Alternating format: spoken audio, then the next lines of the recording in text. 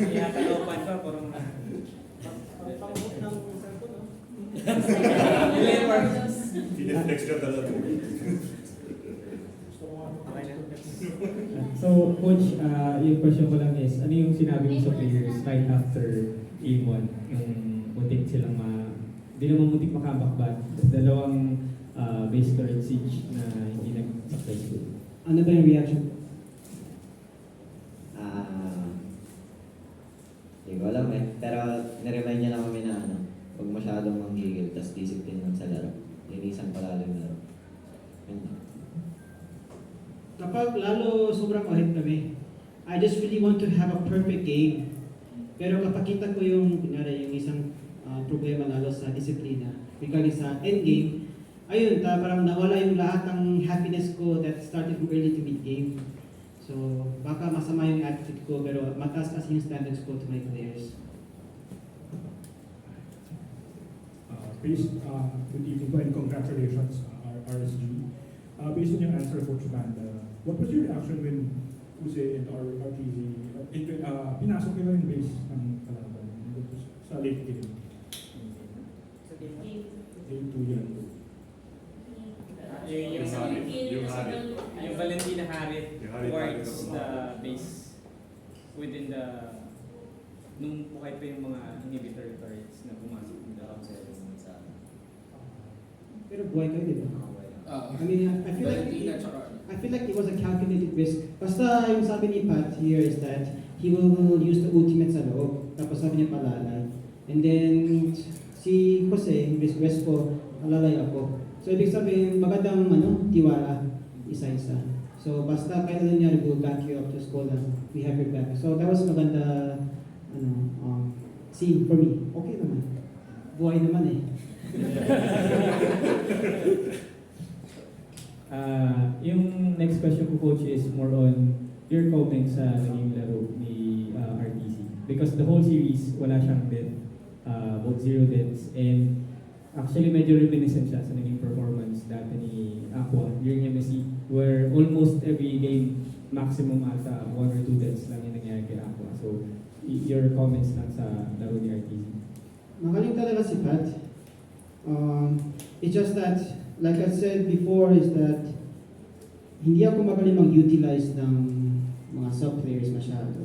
Kasi gusto ko lagi stay sa comfort zone. Plus, starting from the comfort zone, gusto ko mag-improve. Once you have a different ingredient, ibig sabihin, kailangan ko mag-adjust yung mga things that dapat hindi ko kailangan kapag main roster.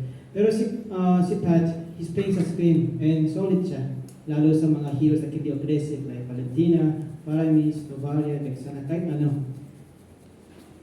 Compared to Aqua, mechanics-wise, tapos discarte-wise, like there's no difference at all. The good thing is that lagi sila usap-usap, tapos sobrang close sila, and they try to help isa-isa. Siguro na-appreciate ko kay Pat for today's game, is that ang sobrang sipag niya kagabi to prepare for today's game, kasi motivated siya. I told him, manood ka tonight, yung mga games ni Rico, Ukir, MDL, para alam mo kung anong playstyle niya, ginagawa niya agad. Tapos today, nagising siya maaga para i-warm up, before warm up, parang Kobe Bryant. So for me, I just told him today, play with confidence, enjoy lang. You don't need to be extra giggle or extra couple, just confident lang. So that's how he played today. So I'm proud of him how he played today. Kay RTC, reaction mo lang doon, especially dun sa paano mo tinake yung advice ni Coach Panda yesterday? Tinake ko siya as motivation din para sa sarili mo. Kasi gusto ko din mag-laro.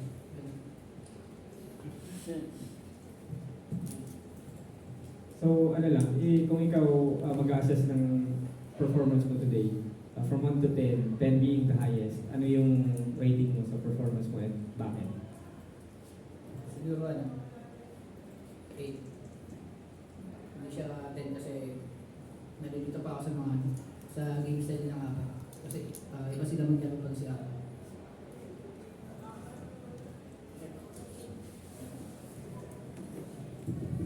So, hi RSG. congratulations on your victory over Vega. My question will be for Kusei.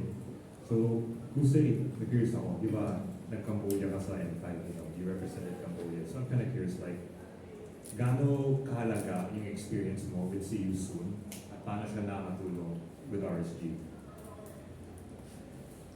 From the moment na nag-start ako sa CU, tinake ko talaga siya as experience sa akin para sa magawa ko mag-isa. Tinake ko yung opportunity niya para sa exposure ko. Tapos yung goal ko talaga nung una, mag-aalaro lang ako sa Cambodia. Tapos magpapa-words ako para makabalik ako ng Pinas. Tapos kupalagpalakasan talaga ako dun. Okay, then I'll switch naman kay Coach Panda. Coach Panda, if I'm not mistaken, Jose, like, he was part of the MPL roster in season 9. Then he was sent to the MPL roster like the following season. So what was the logic behind that move? When I had Kosei tsaka si Eman, actually pareha sila magaling talaga in terms of mechanics. Actually in laning phase, lagi may nanalo si Kosei kay Eman. Parang kapag si Kosei laning phase, he was always strong. Pero regarding sa mga discarded communication, of course, Eman had more experience together with the team. Kaya the team was actually comfortable playing with Eman. Kaya nakita ko sa mga comments, it's a huge loss for RSG Philippines that they don't have any Eman anymore. Pero I admit naman sa early week of our game. Pero Jose was sobrang sipag and he learned a lot that anong responsibility niya regarding sa communication what Eman did before. Kaya when he went to Empire and came back, I was ready to teach him. And then right now he's adjusting well.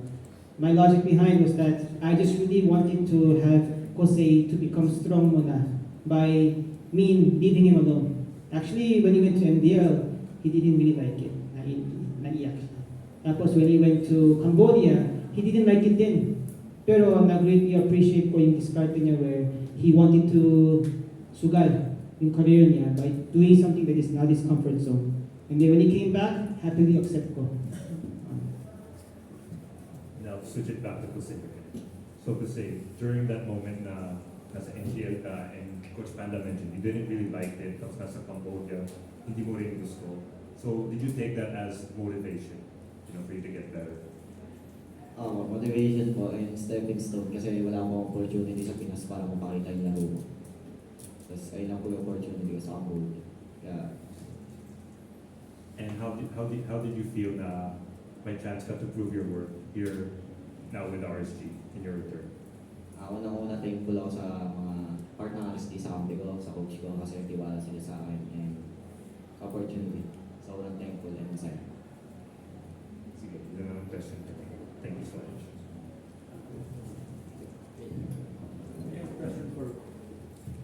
I have a question para sa iyo kasi last week nandito si Yawi. Tapos ibinahagi niya sa amin na tinuturuan niya yung team niya doon sa Indonesia ng mga strategies ng Pilipinas. Nung nandun ka ba sa ESWAT sa Yusuf, ginagawa mo rin kayo? Nagbahagi ka rin ba ng mga skills or kaalaman kung paano maglaro ang mga Pinoy? Hindi ba? Kumbaga si MD po yung gumagawa ng nagpo-focus po talaga ako sa self-improvement ko that time sa Cambodia. Okay, pangalawang tanong. Para sa iyo to Jose at RTC. Since galing kayo sa ibang teams, naranasan niyo paano kayo i-handle ang mga coaches doon, gaano kayo ba yung management style ni Coach Panda? Anong mga advantages ng pagkakaroon ng Coach Panda sa RSG? Mas strict to ganun. Sa mga attendance ganun, sa gameplay din. Pag may nakakamali ganun, talagang papagalitan talaga.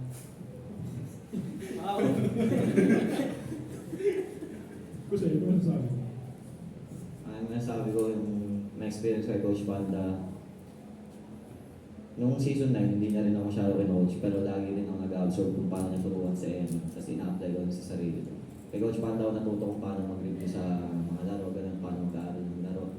Tapos, sipag, hard work talaga, hard work pays off.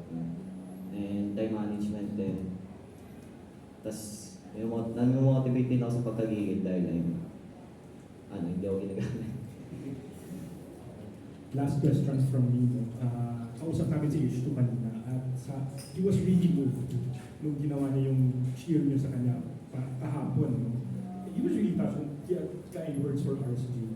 My question for you is, considering na hindi niyo siya nagamit masyado last season, bakit malapit pa rin yung bond niyo kay H2?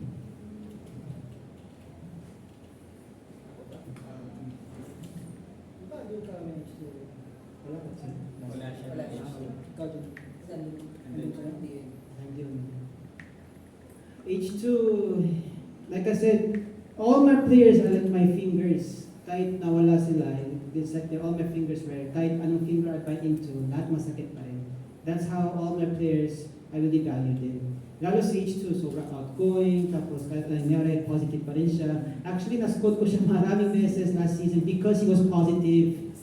For example, like kahit talo, he would just say, bawi. Pero for me kasi, hindi kasi pwede makapaway basta-basta. You need to learn muna and scold muna before you want to bawi. Pero si H2, he was really close with the players last season. And then, lalo with Lights, and tapos si Emma, and Alpha, lahat talaga. And he was so positive, ang attitude niya goods. Kahit ano yung scolding ko, kahit ano yung strictness sa kanya, kahit ano yung mga masamang behavior ko where I want to discipline him, he was always matibay pa rin. And that's what I liked. And I told him to review, gising ka 9:30, he would gising 9:30. That's what I liked about him. That is why yesterday when they won against TNC, grabe, we cheered talaga ni H2. Ako mismo, I took a video myself, tapos send ko sa kanya. He was really happy. So I really want the best and the best for H2 in his future career.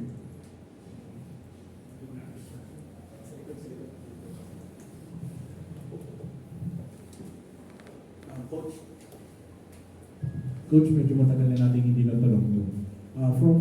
Can you give a grade sa team ngayon in terms of reaching their full potential as 100? Ano yung rating mo sa team performance nyo this first game nyo ng round 2 ng season 2?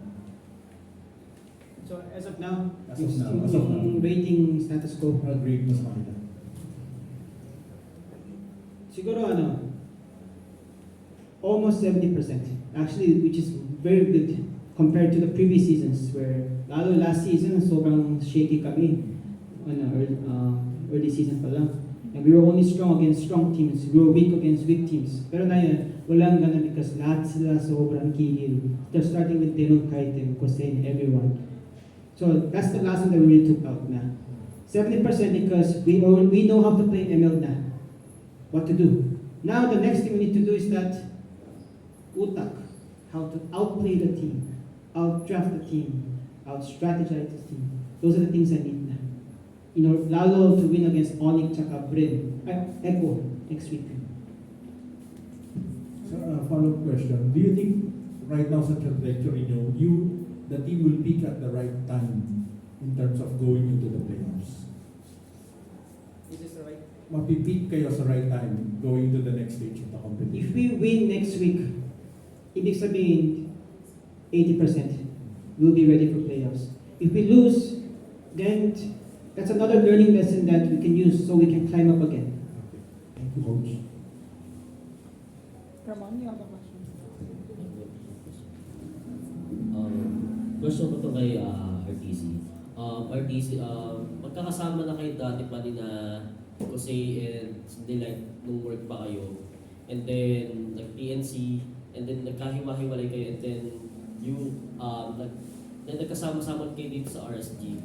Yung gameplay nyo kanina ng both games, parang hindi kayo nagkalayo-layo eh. Parang more on more synergies kayo doon. Like, paano yung ganong chemistry na nabuo sa inyo? Kahit parang ngayon lang kayo nagkabalikan. Siguro sa din, sa bonding din namin tatlo. Kasi sobrang close talaga namin lahat sa ulit. And then, tanong ko din sa inyo, kamusta naman sila bilang, kumbaga parang kapitan nyo simula nun pa?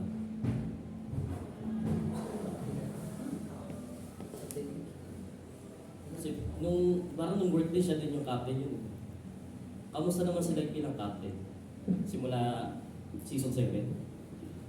Bilang captain sila, hindi siya more on discipline captain, more on fun siya. Kumbaga, pag dala siya yung mag-step up para ma-angat yung moral niyo, gano'n.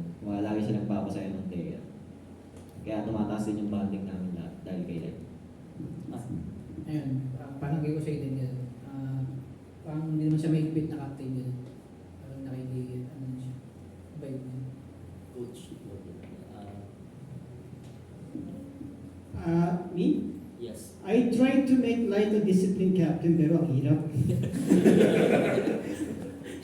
He's so, he wants to be crazy, he wants to do this, pero the thing is that the class clown is actually the most favorite person in the classroom, right? I'm sure some of you guys agree, and you guys were class clown before. Ako din dati, believe it or not. Yeah, but Light is that one player that kapag wala siya, something's missing. And greatly appreciate ko yung presence niya and then yung sipag niya. Lalo meron siyang love life na motivation. Secret lang between us.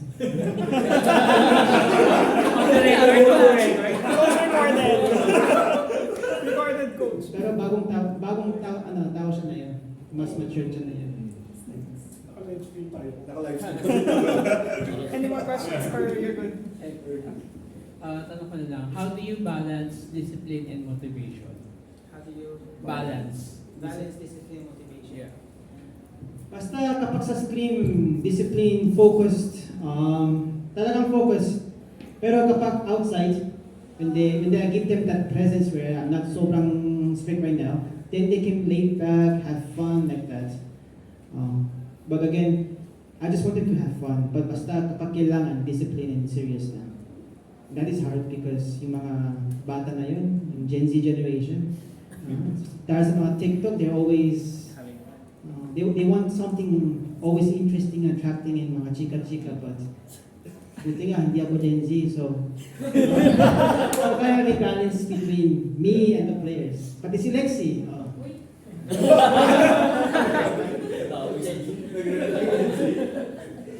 Do you guys wanna have exclusives with the players and the coach, or you're good?